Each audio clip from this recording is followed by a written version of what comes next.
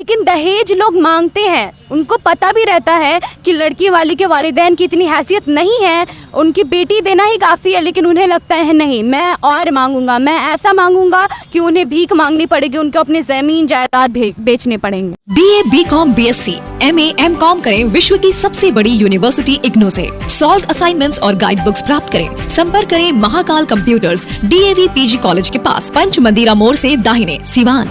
इस वक्त हम लोग सिवान जिले के गोपालगंज मोड़ पर जो एक टाउन हॉल है वहीं पर है। बिहार सरकार ने उर्दू के विकास के लिए, उर्दू के फ़रोग के लिए, इसकी तरक्की के लिए एक प्रोग्राम यहाँ पर पिछले 3 दिनों से बिहार सरकार द्वारा चलाया जा रहा है। पहले दिन का जो कार्यक्रम था तकरीरी मुकाबला, भाषण प्रतियोगिता था और उसी भाषण प्रतियोगिता को जो है प्रथम पुरस्कार, पहला जो है स्थान मिला है मरियम नवाज़ को। मरियम यूनिटी इंटरनेशनल स्कूल की 10वीं क्लास की छात्रा हैं और इन्होंने बोलने में, स्पीच देने में ये पहला स्थान, पहला मकाम हासिल किया है। मरियम, तुमको तो सबसे पहले बहुत बहुत मुबारक। जी शुक्रिया, बिल्कुल शुक्रिया।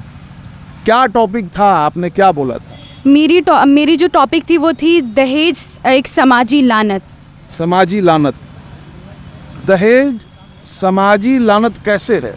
क्योंकि ये हमारे पूरे समाज में फैल चुकी है। ये सिर्फ एक घर का मसला नहीं है, ये हर एक लड़की का वालिदैन इस मसले से गुजरते हैं, क्योंकि उन लोग की ज़िंदगी ये कमाने में गुजर जाती है कि मेरी 4 बेटियां हैं तो मुझे दहेज देना पड़ेगा। तो मैं बचपन से, आप समझ सकते हैं, बचपन से अगर आपके घर बेटी पैदा हो जाए तो उन्हें ये खौफ बैठ जाता है कि अरे एक और बेटी हो गई तो और मुझे कमाना पड़ेगा, मुझे सेविंग्स करनी पड़ेंगी। लेकिन ऐसा नहीं है, ऐसा नहीं है। अच्छा, जहेज़ की जब बात आती है तो इसको तरह तरह के से दूसरे ढंग से मांगा जाता है कि आप अपनी बेटी को ही दे रहे हैं, कि किसी दूसरे को नहीं दे रहे हैं, उसी के काम आएगा। और उसको जो है दहेज ना करके उसको कई लोग कहते हैं ये तो गिफ्ट है। इसको कैसे देखती हो, क्या समझ में आता है? देखिए, गिफ्ट और दहेज में बहुत अंतर है।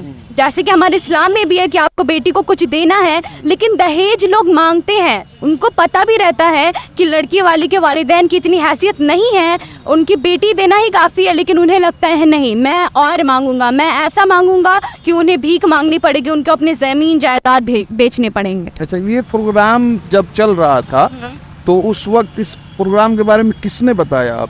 मुझे मेरे स्कूल से पता चला। स्कूल से क्या बताया गया था? मुझे बताया गया था कि टाउन हॉल में एक सरकार की तरफ से प्रोग्राम हो रहा है और तुम्हें ज्वाइन करना है। तो 10वीं क्लास की छात्रा मरियम को आप सुन रहे हैं, मरियम नवाज़ को। अपने बारे में थोड़ा और बताओ, कहाँ, कब से, इस स्कूल में कब से पढ़ना हुआ, कहाँ की रहने वाली हो, वालिद वालिदैन कहाँ रहते हैं? मेरा पूरा नाम मरियम नवाज़ सिद्दीकी है और मैं कागजी मोहल्ला रहती हूँ और मेरी पैदाइश सऊदी में हुई थी और मैं कुछ सऊदी अरबिया में। जी, सऊदी अरबिया में पैदाइश हुई थी और मैं 4 साल पहले इंडिया आई। तो मुझे सबसे जो बेहतरीन मेरे वालिदैन को जो स्कूल लगा वो था यूनिटी इंटरनेशनल स्कूल, जो मेरे हैसियत से मेरे लायक था।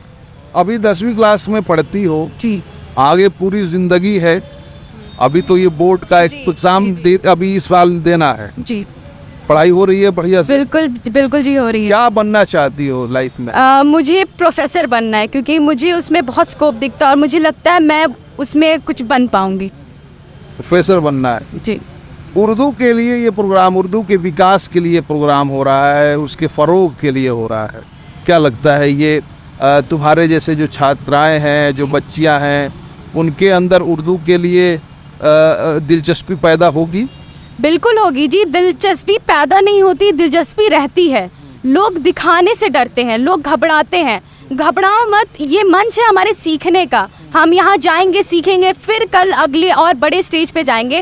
तो आप सीखिए, आपके अंदर जो टैलेंट है आप उसे बाहर निकालिए, चाहे वो उर्दू हो, हिंदू, चाहे कुछ भी हो, आप अपने टैलेंट को समझिए और उसे बड़े मुकाम पे बाहर लाइए। उर्दू लिखना जानती हो, पढ़ना जानती हो? जी। अच्छा, बहुत सारे लोग हमारे दर्शकों में, ऑडियंस में ऐसे भी हैं जो थोड़ा उर्दू में तंग हैं, थोड़ी बहुत उर्दू जानते हैं और पढ़े हो गए हैं। अब पढ़े हो गए हैं तो लाज के मारे नहीं कहते हैं उर्दू नहीं आती है। ऐसे लोग क्या कहोगे, वो लोग भी उर्दू सीख सकते हैं क्या? बिल्कुल, देखिए, सीखने की कभी कोई उम्र नहीं होती है और सीखना कभी ख़त्म नहीं होता है। तो जैसे ही हम अपनी इंग्लिश, हिंदी पे फोकस करते हैं, हम उसी पे कहीं एक मीठी सी ज़ुबान का भी ऐड कर लें और उसे भी हम सीखें, और वो बहुत ईजी है। इजी है जी। उर्दू जबान कैसी है तुम्हारी समझ? मेरे ज़बान में वो ऐसी ज़बान है जो बहुत मीठी और सबके दिल को समझ में आती है, चाहे वो हिंदी बोलता हो, इंग्लिश बोलता हो, उसे वो ज़बान बहुत मीठी लगती है, और जब वो शायरी के रूप में हो तो और। बहुत बहुत शुक्रिया, और अच्छे से पढ़ाई कीजिए। जी बिल्कुल। आपके मैट्रिक के एग्ज़ाम के लिए मेरी तमाम समय सिवान टीम की तमाम नेक ख्वाहिशात। शुक्रिया जी बिल्कुल। तो ये मरियम नवाज़ को आप सुन रहे थे। मरियम नवाज़ देखिए 10वीं क्लास की छात्रा, ये कितना कुछ कहने को है इसके पास। सामाजिक जो लानत है, दहेज प्रथा जो है, उसको लेकर के आपने मरियम के नज़रिए को सुना, और निश्चित तौर पर इस सामाजिक लानत को दूर करने की ज़रूरत